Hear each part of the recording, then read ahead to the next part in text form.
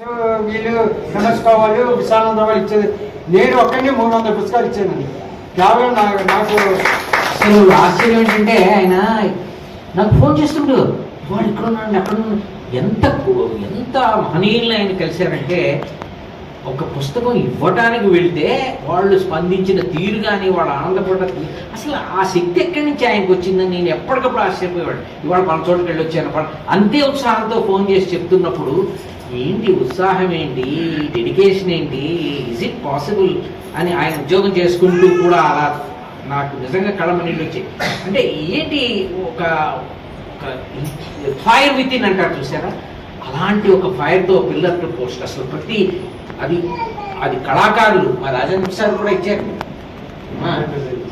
వీళ్ళందరికీ కూడా నాకు కొంతమంది చెప్పారు కూడా, వాళ్ళకి నేను ఫోన్ చేసి అడిగాను కూడా.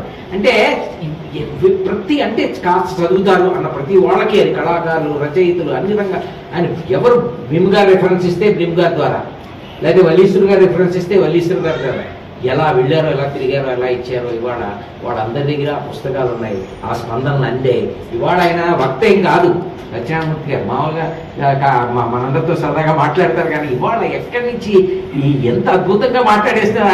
మాట్లాడటం కాదు, ఇది ఆ హృదయం మాట్లాడేటప్పుడు అలాగే ఉంటుంది, మెదడు మాట్లాడేటప్పుడు ఒకలా ఉంటుంది. రెండు మాట్లాడిన వాళ్ళతో మనం మాట్లాడాలి అలాగే హృదయమే మాట్లాడుతుంది.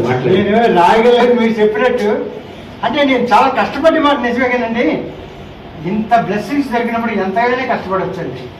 ఇంత బ్లెస్సింగ్స్ అండి, ఏం బ్లెస్సింగ్స్ అండి. వెంకయ్య నాయుడు గారు, గరికపాటి వీళ్ళంటి పెద్దలు అందరూ కూడా నాకు ఇంత బ్లెస్సింగ్స్ ఇస్తున్నప్పుడు దానికి ఎంత కష్టపడడానికైనా సిద్ధం అండి, ఎంత హంబుల్గా ఉండడానికైనా నేను సిద్ధం అండి.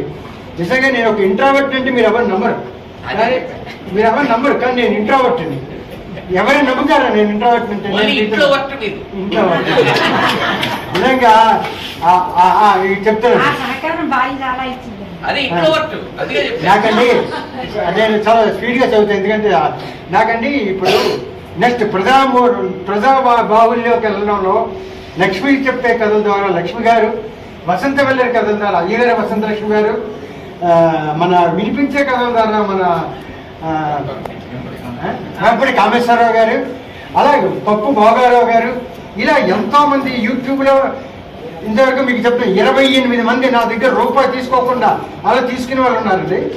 కేవలం నాన్నగారికి మీ కథ మీద అమ్మంతా ఇంతవరకు 20 మంది కథలు 20 మంది చదివారు. 73 కథలు 180 సార్లు చదివారండి.